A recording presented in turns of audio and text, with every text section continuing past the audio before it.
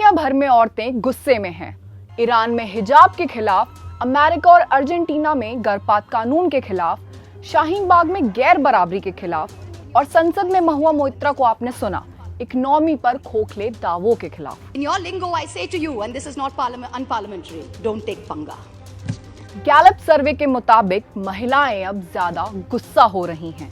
सर्वे में कहा गया है कि पिछले 10 सालों में 150 देशों की औरतों में आदमियों के मुकाबले गुस्सा बढ़ा है। भारत की 41% से ज्यादा औरतों ने कहा है कि वो पिछले 1 साल के दौरान ज्यादा गुस्सैल हुई हैं, जबकि ऐसा करने वाले आदमियों का हिस्सा करीब 28% ही है। लेकिन महिलाओं से उम्मीद की जाती है कि वो गुस्सा न हो और दिखाएं तो बिल्कुल नहीं। हालांकि पुरुषों के लिए इसे सामान्य और कई बार जरूरी माना जाता है। लेकिन जब घर से लेकर समाज तक में इतनी गैर बराबरी हो तो महिलाओं के गुस्से को नाजायज नहीं कहा जा सकता। शिक्षा और रोजगार न मिलना, रोजगार मिलने पर आदमियों की तुलना में बराबर तनख्वाह न मिलना, घर के काम की दोहरी जिम्मेदारी होना, शादी के बाद ससुराल वालों की उम्मीदों पर खरा उतरना, फिर घरेलू हिंसा, यौन शोषण का डर, शिकायत करने पर नसीहत।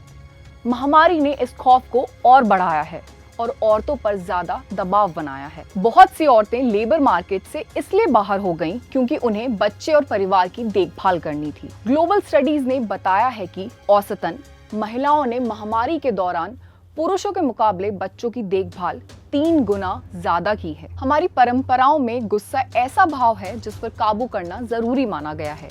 फिर भी पुरुषों के लिए गुस्सा जायज है क्योंकि वह पौरुष का प्रतीक है। लड़कों को बचपन से सिखाया जाता है कि सॉफ्ट इमोशंस, रोना, डर, दुख और सहानुभूति कमजोरी की निशानी है। वहीं दूसरी तरफ औरतों को सिखाया जाता है कि अपनी भावनाओं को काबू में रखें, न जोर से हंसें, न हैरान हो, न गुस्सा करें।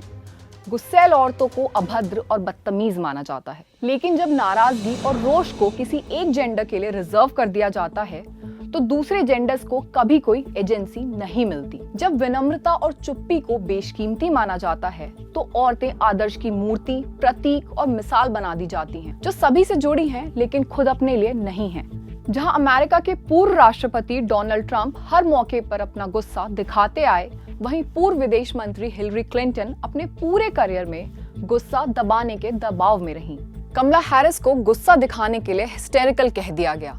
भारत में ममता बनर्जी ने गुस्सा दिखाया तो एक अखबार ने उनसे सवाल कर दिया, वो इतनी बेसब्र और लाउड क्यों हैं? इस दुनिया ने एक समय ऐसा भी देखा है जब औरतों को गुस्सा जाहिर करने के लिए सजा दी जाती थी। स्कॉटलैंड, ब्रिटेन और अमेरिका में 16वीं शताब्दी में सार्वजनिक तौर पर गुस्सा करने वाली औरतों के मुंह और जुबान पर लोहे के मास्क लगा दिए जाते थे। शायद वो समझ गए होंगे कि गैर बराबरी से भरी दुनिया में बेलगाम अधीर औरतों का गुस्सा दुनिया की बुनियाद को हिला सकता है। अमेरिकी लेखक और एक्टिविस्ट सोराया चेमली की किताब है रेज बिकम्स हर।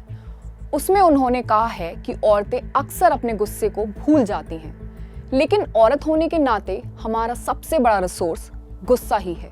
यह विनाश नहीं, व्यक्तिगत और राजनीतिक दमन के खिलाफ हमारा हथियार बनता है। दुनिया भर में यौन शोषण के खिलाफ मी टू इसी मेलजोल का नतीजा है।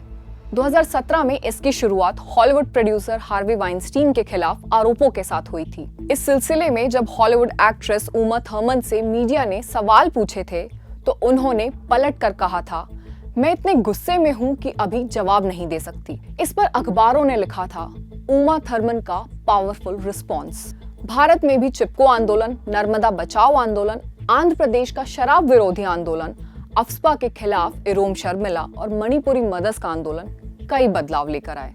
इसलिए वो ईरान हो, अमेरिका, अर्जेंटीना, पाकिस्तान या भारत, महिलाओं का गुस्सा बेवजह नहीं है। ये जायज है और इसे जाहिर करना भी।